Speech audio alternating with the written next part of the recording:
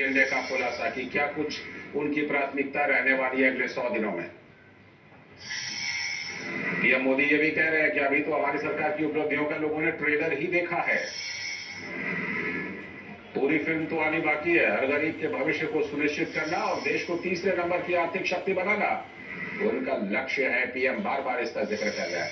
उधर इंडी गठबंधन का दावा है कि 2004 में भी बीजेपी ने ऐसे ही इंडिया शाइनिंग का कैंपेन चलाया था।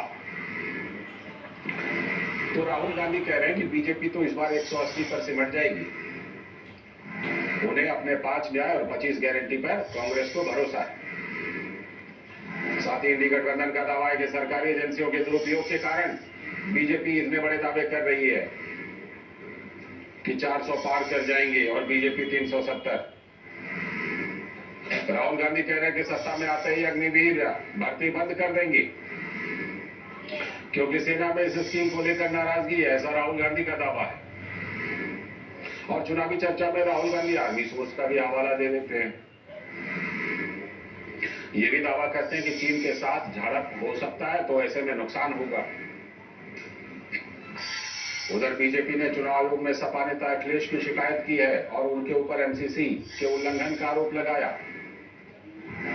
मुख्तार अंसारी की मौत पर अखिलेश ने जहर देने का दावा किया था और कहा था कि रूस की जेलों की तरह विपक्ष की हत्या हो रही है।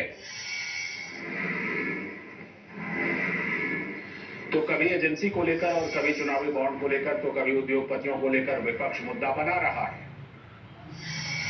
और कांग्रेस पार्टी अपनी न्याय योजना से बीजेपी के रथ को रोकने का दावा करती है,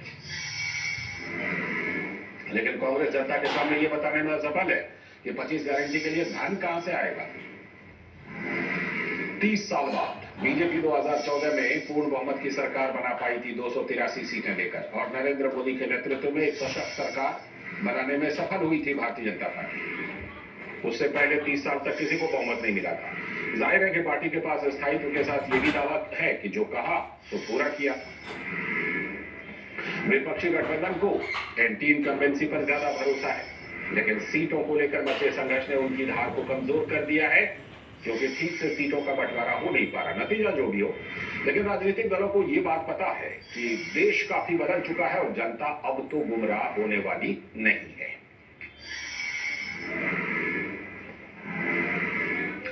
तो प्रधानमंत्री नरेंद्र मोदी चुनावी प्रचार के दौरान लगातार कह रहे हैं कि पिछले 10 सालों में करीब 25 करोड़ लोग गरीबी से बाहर निकले हैं। पीएम कहते हैं कि कांग्रेस की सरकारें जो काम कई दशकों में नहीं कर पाई, वो काम भाजपा ने 10 सालों में ही कर दिखाया। 10 वर्ष में 25 करोड़ लोग गरीबी से बाहर निकल पाए हैं। कांग्रेस की सरकारें जो कई दशकों में नहीं कर पाई, वो भाजपा ने 10 साल में करके दिखाया और इसीलिए ही पूरा देश कह रहा है 4 जून।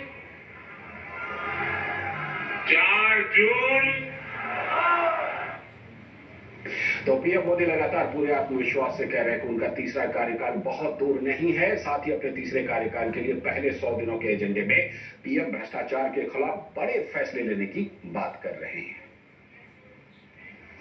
मेरी सरकार का तीसरा कार्यकाल बहुत दूर नहीं है।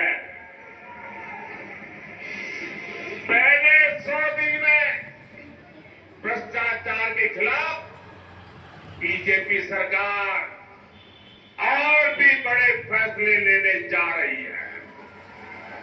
मैं तैयारी करके बैठा हूं, सारी तैयारी शुरू कर दी है और इसलिए मैं कहता हूं 10 साल में जो कार्रवाई देखी वो तो ट्रेलर है, अभी तो बहुत कुछ होना बाकी है। तो इन सबके बीच कांग्रेस नेता राहुल गांधी भाजपा के 400 पार के दावे पर सवाल उठा रहे हैं। उनका कहना है कि भाजपा सोचती है कि अगर उनकी 180 सीटें पार हो जाती हैं तो उनकी नैया पार हो जाएगी। नंबर निकला है 400 पार, इसलिए ये महाराष्ट्र में हमारे नेता ले जा रहे हैं, हरियाणा में सब जगह हमारे नेता ले जा रहे हैं, क्योंकि इनको लग रहा है कि भैया अगर 400 पार नहीं 180 हो गई, 160 हो गई, 140 हो गई तो नैया पार हो जाएगी। वहीं सीपीआईएम के नेता सीताराम येचुरी ने भी भाजपा के 10 साल के कार्यकाल को लेकर सवाल दागे हैं। उनका कहना है कि भाजपा को चुनाव में जाने से पहले अपना ट्रैक रिकॉर्ड दिखाना होगा। प्रधानमंत्री जा रहे दोबारा चुनाव में, पहले बताइए तो सही, पिछले 10 साल में जितने वादे किए वो सब कर पाए कि नहीं कर पाए? क्या है उनकी उपलब्धि, क्या है उनकी कमजोरी? यही बैलेंस शीट के आधार पर चुनाव होते हैं। इससे मुकर के वो विपक्ष और विपक्षी पार्टियों के ऊपर उनका जो टारगेट है, ये हम समझते हैं कि ये लोगों को गलत रास्ते पे ले जाने की प्रयास है। और बिहार से आरजेडी के नेता तेजस्वी यादव ने भी बीजेपी पर हमला बोलते हुए कहा कि बीजेपी के नेता सबसे ज्यादा बिहार से ही डरे हुए हैं।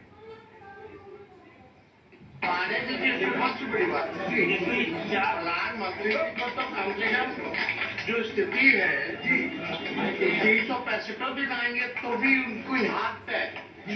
आप एक बात समझ लीजिए, प्रधानमंत्री जी सबसे ज्यादा बीजेपी के लोग अगर डरे हुए हैं तो बिहार से डरे हुए हैं। तो दोनों तरफ से बयान आ रहे हैं, लेकिन बयान का जो केंद्र है ना वो 400 पार वाला जो है उसी के आसपास बयान आ रहे हैं। आज इसी पर चर्चा करने के लिए हमारे साथ जुड़ रहे हैं हमारे सलाहकार संपादक विनोद मिश्र जी, भारतीय जनता पार्टी के प्रवक्ता धनंजय गिरी जी और कांग्रेस के प्रवक्ता ईशान त्यागी जी। बहुत बहुत स्वागत धनंजय जी, ईशान जी, आप दोनों का बहुत बहुत स्वागत चर्चा में। मैं विस्तार देता हूं विनोद जी के जरिए। विनोद जी, ऐसा लग रहा है कि वो जो 400 पार वाला नारा था उसी के इधर और उधर बयान आ रहे हैं। भारतीय जनता पार्टी जो अगर ये नारा दे रही है तो उसके पास जो हम आज पूछ रहे हैं, हालांकि धनंजय जी बताएंगे, उसके पास आधार, स्थायित्व, मोदी की गारंटी, लाभार्थी योजना और तमाम उपलब्धियां। अगर मैं आपके ही रिपोर्ट से आऊं तो ये बात आपने बिल्कुल सही कही है कि एक तरह से प्राइम मिनिस्टर मोदी ने एक एजेंडा तो सेट कर दिया है 400, अब की बार 400 पार। अब इसके इर्द गिर्द में जब आप विपक्ष को और इंडिया गठबंधन को देखते हैं तो वो एक तरह से स्ट्रगल करते हुए क्यों दिख रहे हैं, ये भी एक बड़ा सवाल है। सवाल इसलिए भी है कि लालजी, जब आप कह रहे थे कि 3 दशक के बाद इस देश ने मिलीजुली सरकार के बाद एक अस्थायित्व की सरकार को देखा था जी। अब वो नरेंद्र मोदी के नेतृत्व में 2014 से देखा है। जब आप कहते हैं कि बदले हुए भारत का कि ये बदली हुई तस्वीर है तो आप जरूर देख कर सकते हैं इस दावे के साथ जो बीजेपी ने अपने उस मैनिफेस्टो को ये पूरा करने का एक दावा किया है जो पिछले कई दशकों से बीजेपी अपने मैनिफेस्टो में रख रही थी और वो पूरा नहीं हो पा रहा था। तो वो जो अस्थायित्व का इनका दावा है कि वो कह रहे हैं कि जब स्टेबल गवर्नमेंट होगी तो बड़े फैसले लेंगे और बड़े फैसले लेंगे तो इस देश के लाखों करोड़ों अरबों लोगों के हित में वो फैसला होगा। और ये फैसला लेने के लिए जो मजबूत सरकार का दावा नरेंद्र मोदी लगातार करते रहे हैं, वो मजबूत सरकार और मजबूत फैसले का उन्होंने कई, एक नहीं, 2 नहीं, 3 नहीं, दर्जनों ऐसे फैसले को लेकर उन्होंने दिखाया है। दूसरी तरफ आप ये देखें कि बात सही है कि ये बात कांग्रेस की पार्टी या इंडिया गठबंधन में उनका जो अपना एक आधार है वो उनका आधार है कि भाई एक दशक नहीं, 1 दशक का जो पीएम मोदी का एंटी इनकम्बेंसी होगा वो तो जाहिर सी बात है कि बिना कुछ किए ही उनके पॉकेट में आएगा।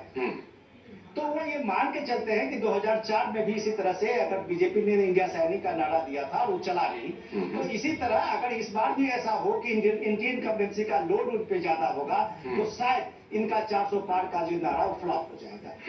लेकिन उनके एवज में वो जनता के सामने में क्या रख रहे हैं, ये बात सबसे बड़ा सवाल है कि जनता के सामने में जब आप अग्निवीर की योजना रखते हैं, जब आप रखते हैं आर्मी में एक सोर्स से पता करते हैं और कहते हैं कि ये आर्मी के जवान अगर ये अग्निवीर के जवान अगर चाइना बॉर्डर पे जाएंगे तो पीट के आ जाएंगे, ये सोर्स की बात जब आप बात करते हैं तो आप एक तरह से देश की गरिमा, देश का स्वाभिमान और आर्मी के स्वाभिमान पे चोट करते हुए दिखते हैं। ठीक है, तो ये मुद्दे आपके सामने में क्या होना चाहिए, चाहे वो विपक्ष के अखिलेश यादव हो या तेजस्वी यादव हो, वो ये तय नहीं कर पाए हैं कि मोदी के 400 पार के नारे के विरोध में आपका कौन सा नारा हो जो आप 180 का दावा करते हैं। ठीक, मैं ये सारी चीजें जरूर ईशान जी से पूछूंगा, लेकिन आज पहले मैं धनंजय जी के पास चलता हूँ। धनंजय जी बताइए, 400 पार का क्या है आधार?